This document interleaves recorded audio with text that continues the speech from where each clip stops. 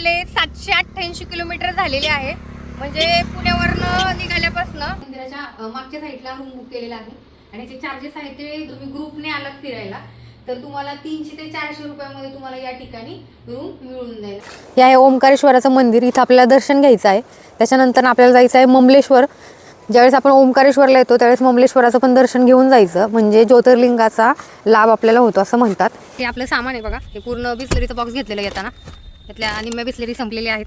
तर हे सामान ठेवलेलं आहे आणि आता आपण निघणार आहोत उज्जैनवरून ओंकारेश्वरला. आता जायचं आपल्याला ओंकारेश्वरला. Hello everyone, welcome back to channel Varsha Omkar blogs. आणि मी वर्षा स्वागत करते तुमचं माझ्या यूट्यूब चॅनलमध्ये. आणि आत्ता मी आहे उज्जैनमध्ये महाकाल मंदिरामध्ये आणि माझ्या मागे तुम्ही बघताय हे महाकाल मंदिर आहे. मंदिरामध्ये आतमध्ये जायचं कसं, त्याच्यानंतर आतमध्ये जाण्यासाठी तिकीट किती आहे ते हे सगळं मी या व्हिडिओमध्ये सांगणार आहे. तर माझ्या डाव्या बाजूला इथं तिकीट काउंटर आहे, शीघ्र दर्शन. म्हणजे तुम्हाला लवकरात लवकर जर दर्शन पाहिजे असेल तर 250 रुपयाचं तिकीट तुम्हाला या ठिकाणी काढावं लागतं. आणि जर तुम्ही नॉर्मल पण दर्शनाला जाऊ शकता त्यासाठी तुम्हाला या साईडनं जी लाईन आहे बघा, या साईडनी सरळ स्ट्रेट आतमध्ये लाईन जाते, तिकडनं आपल्याला आतमध्ये जाऊन लाईनला लागावं लागतं.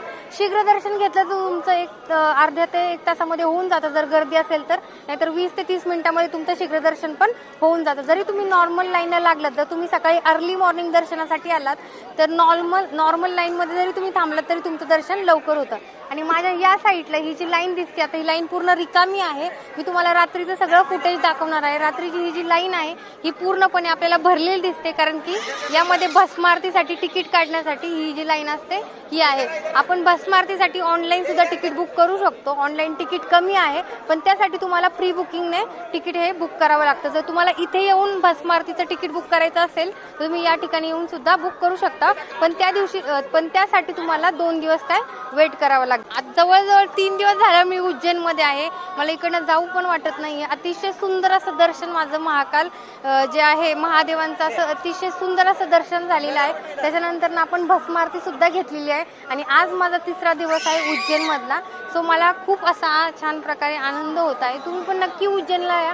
आपल्या व्हिडिओमध्ये मी पूर्णपणे उज्जैनच्या परिसरात असलेली जी मंदिरं आहेत ती पूर्णपणे रिकवर केलेली आहेत. आसपास जवळजवळ 1 ते 1.5 किलोमीटर अंतरावर तुम्हाला जवळपास जी मंदिरं आहेत ती बघायला मिळतात. त्यानंतर जी लांब मंदिरं आहेत ते 4 ते 5 किलोमीटर आहे. तुम्ही ऑटो रिक्षा करून सुद्धा ती मंदिरं काय करू शकता, कवर करू शकता. आणि जर तुम्हाला आपल्या चॅनलचे व्हिडिओ आवडत असतील तर आपल्या चॅनल नक्की लाईक करा, शेअर करा, सबस्क्राईब करा आणि कमेंट करून सांगा की तुम्हाला आपले व्हिडिओ कसे वाटतात ते. तर परत एकदा मी आलेली आहे महाकालेश्वराच्या मंदिरामध्ये. आत्तापर्यंत मी 2 दिवस महाकालेश्वराचं दर्शन घेतलं. आज माझा 3रा दिवस आहे आणि आत्ता मी दर्शन घेऊन जाणार आहे परत ओंकारेश्वरला. पूर्णपणे ही लाईन आहे बघा, ही नॉर्मल, याला काय पैसे नाही त्या लाईनला. आणि याच्या मागच्या बाजूला महालोक आहे. तर हे समोर शंखद्वार दिसतंय. या ठिकाणी VIP जी लाईन आहे ते जे गेट आहे ती VIP लाईन आहे. इकडनं आतमध्ये जायचं, आपण इकडनं आत येतो आणि दर्शन घेऊन जायच्या नंतर ना आपण या साईडनी बाहेर येतो. पूर्ण असा हा महाकाल परिसर आहे बघा. दर्शन घेऊन आता मी निघालेले आहे ओंकारेश्वरला. पण त्याआधी उज्जैनमध्ये जे विक्रमादित्य राजांचं जे मंदिर आहे ते मी आता पाहायला जाणार आहे. उज्जैन महाकालेश्वराच्या मंदिरापासून 1 ते 1.5 किलोमीटर अंतरावर असलेलं हे विक्रमादित्य राजांचं मंदिर अतिशय सुंदर आहे. तुम्ही जर उज्जैनला आलात तर हे मंदिर नक्की पहा. तर मी आलेली आहे मंदिराच्या गेटमध्ये आणि तुम्ही पाहू शकता माझ्या मागे इकडनं तुम्हाला उज्जैन महाकालेश्वराचा जो मंदिराचा कळस आहे तो दिसत आहे.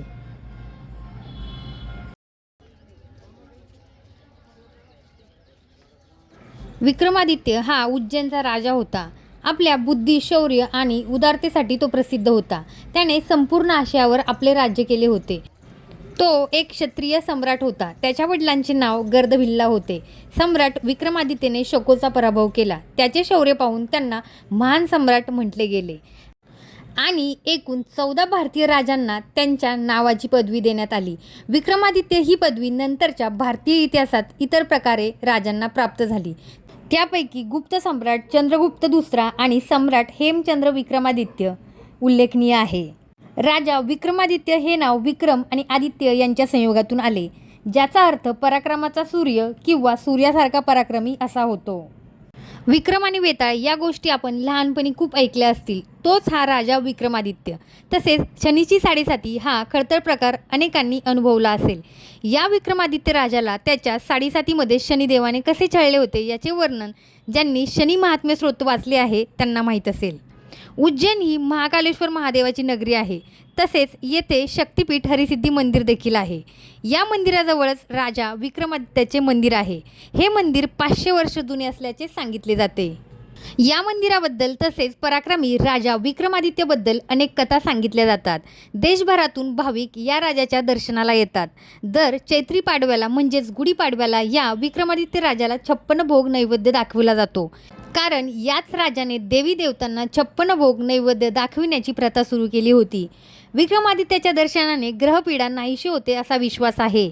या मंदिराचे पुजारी अखिलेश जोशी यांच्या घराण्याकडे कित्येक वर्ष या मंदिराच्या पूजेचा वारसा आहे. पुजारी जोशी सांगतात त्यांच्या घरात एका प्राचीन भोजपत्रावर एक यंत्र कोरले गेले असून तो जगाचा नकाशा आहे. त्यांच्या मध्यावर एक भ्रूण दाखवले गेले असून ते पृथ्वीचे नाभिकेंद्र आहे. हे नाभिकेंद्र विक्रमादित्य राजाच्या मूर्तीच्या पायाखाली येते असे मानले जाते. कालांतराने राजा जयसिंग याने शिप्रा नदीच्या घाटाजवळ यंत्रमहाल बांधला होता. तेथून पुढील 100 वर्षाचे पंचांग मोजले जाऊ लागले. विक्रमादित्य मंदिरात येऊन दर्शन घेतल्यावर साडेसाती ग्रहपीडा शांत होते असा भाविकांचा विश्वास आहे. पण त्याचबरोबर असेही सांगतात की जे लोक इथे दर्शनासाठी येतात त्यांना राजा विक्रमादित्य त्यासाठी प्रेरणा देतो. म्हणजेच कित्येकांना या मंदिराची माहिती नाही, तेही योगायोगाने येथे दर्शनाला येतात. म्हणजे त्यांना राजाच्या दर्शनाचा योग असतो. दर गुढीपाडव्याला या ठिकाणी मोठा उत्सव साजरा केला जातो.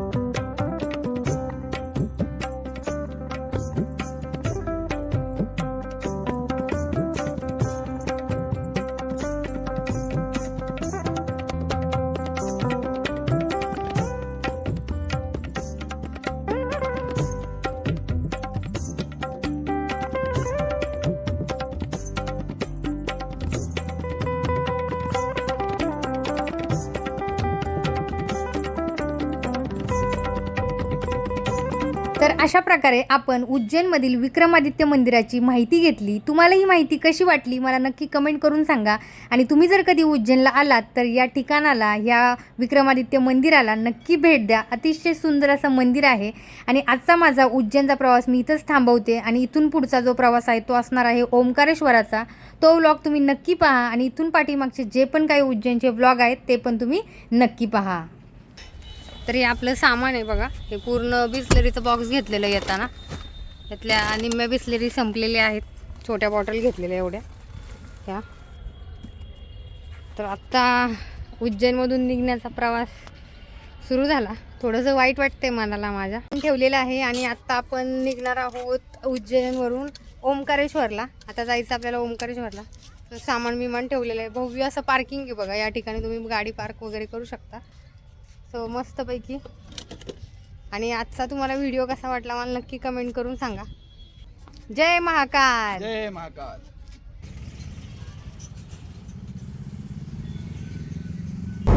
तर आता माझं झालेलं आहे उज्जैन दर्शन. अतिशय छान प्रकारे आपलं उज्जैन दर्शन झालेलं आहे. आणि तुम्ही व्लॉग पाहिलाच असेल मागचा. तर आधी तो ब्लॉग पहा, नंतर हा ब्लॉग पहा. तर आत्ता मी चाललेले आहे उज्जैनवरून ओंकारेश्वरला, आणि उज्जैनवरून ओंकारेश्वराचं जे डिस्टन्स आहे ते आहे 138 किलोमीटर, आणि आपल्याला जवळजवळ जायला 3.5 ते 4 तास लागणार आहेत. इंदोर टू उज्जैन हा जो रोड होता तो अतिशय चांगला होता. तर आता बघूया हा रोड कसा आहे. जर रोड खराब असेल तर आपल्याला जायला थोडासा वेळ लागेल. त्यामुळे हा जो ओंकारेश्वर ज्योतिर्लिंगाचा जो ब्लॉग आहे तो पण तुम्ही नक्की शेवटपर्यंत पहा. आपण उज्जैनला अनेक मंदिरं बघितली, जी प्राचीन मंदिरं आहेत उज्जैनच्या परिसरामध्ये. तसंच आपण ओंकारेश्वरला आजूबाजूला कुठली कुठली मंदिरं पाहण्यासारखी आहेत ते देखील या व्हिडिओमध्ये पाहणार आहेत.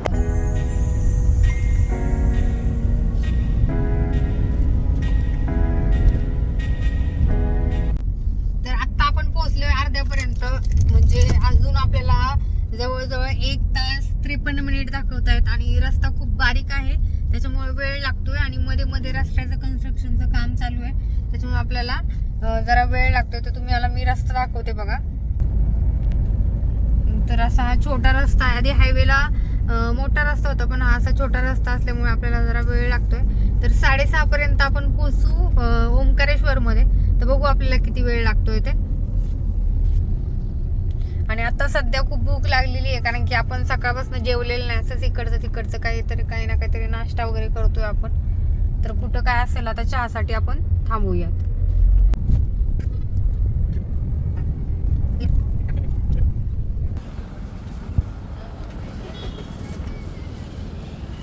बाजलो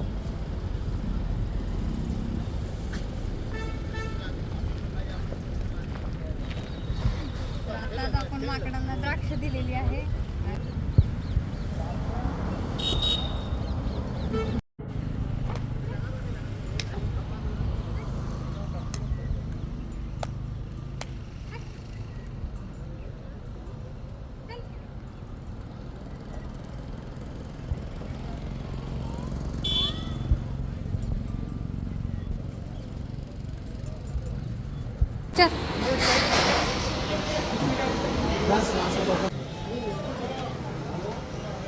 तर या ठिकाणी आपण चहा प्यायला थांबलेलो बघा, हे हॉटेल. आणि इकडनं आपण आलो उज्जैनवर. आपल्याला जायचंय त्या साईडला.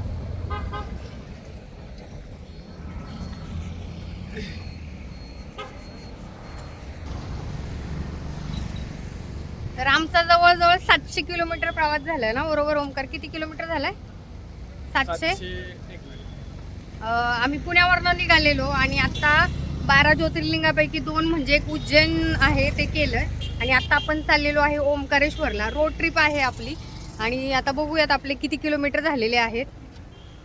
ओंकार सांगतोय तोपर्यंत. हायवे बघा, हायवेवर ते हॉटेल आहे, इथे चहासाठी थांबलेलो. 10 रुपयाला चहा आहे, मस्त चहा होता. जसं आपण गोव्याला जाताना आंबोली घाटात थांबतो ना, सेम टू सेम तसंच आहे बघा या साईडला. तर आतापर्यंत आपले 788 किलोमीटर झालेले आहे, म्हणजे पुण्यावरनं निघाल्यापासून आता अजून आपल्याला ओंकारेश्वर करायचंय. तर टोटल आपले किती किलोमीटर होतात, आणि आपली ही जी रोड ट्रिप आहे ती किती किलोमीटरची होती हे आपण बघणार आहोत. आजूबाजूची झाडं बघा, किती मस्त जंगल आहे. आणि हा आमचा कसा मस्त गाडी चालवतो आहे. दमलास का रे? ए पोरा, दमलास?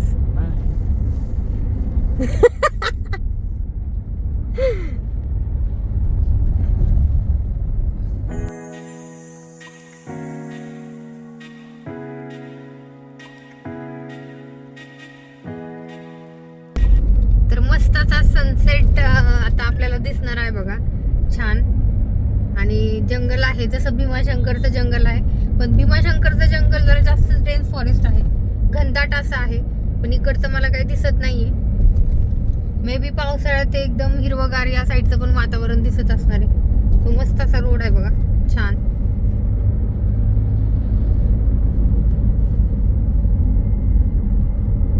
वाव, काय मस्त वातावरण आहे बघा, एकदम छान.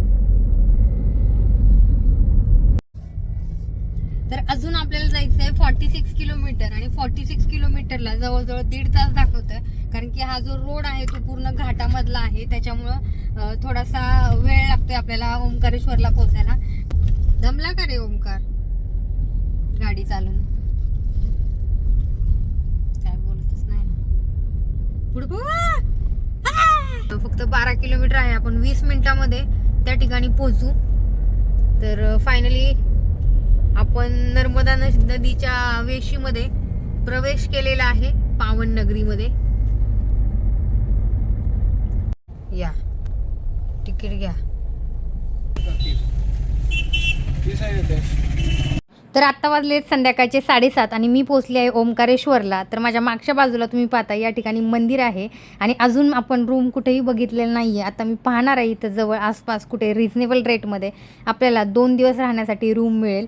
त्याआधी जेवणाची सोय पण आपल्याला करावी लागणार आहे, त्यामुळे कुठे चांगल्या पद्धतीचे जेवण मिळते हे देखील मी पाहणार आहे. तर हा आपला रूम आहे आणि मस्तपैकी छान असा रूम मिळालेला आहे आपल्याला. हे पण आहे आणि या साईडला नर्मदा नदी आहे आणि इथं मंदिर आहे ओंकारेश्वराचं. खूप मस्त व्ह्यू आहे, पण आता रात्र झाली त्याच्यामुळे हा आपल्याला दिसणार नाही आहे व्ह्यू. तर उद्या सकाळी मी तुम्हाला अर्ली मॉर्निंग हा व्ह्यू दाखवणार आहे. नंतर वॉशरूम आहे, वॉशरूम क्लीन आहे. त्यानंतर गरम पाणी पण आहे तुम्हाला आणि इथे एक बाल्कनी दिलेली आहे मस्तपैकी, म्हणजे व्हेंटिलेशन भरपूर आहे या ठिकाणी.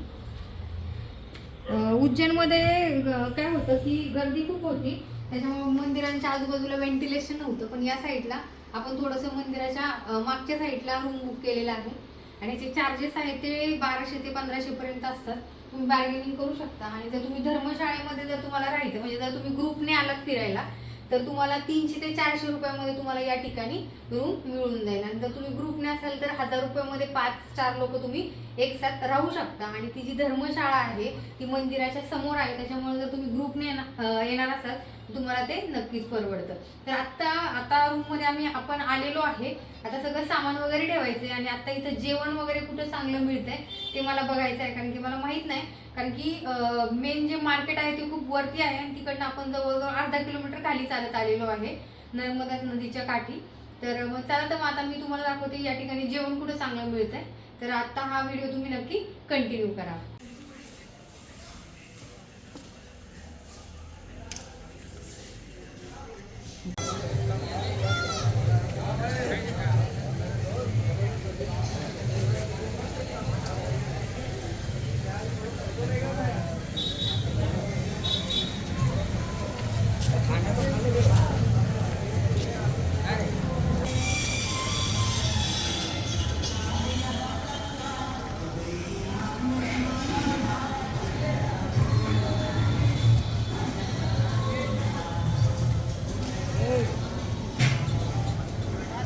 आत्ता मी आलेले आहे मंदिरामध्ये या साईडला बघा.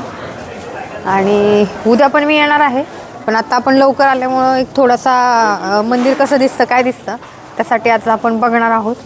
मस्त आता जेवण झालेलं आहे. ब्राह्मण भोजनालय म्हणून या ठिकाणी आहे, एकदम छान जेवण मिळतं तिथं.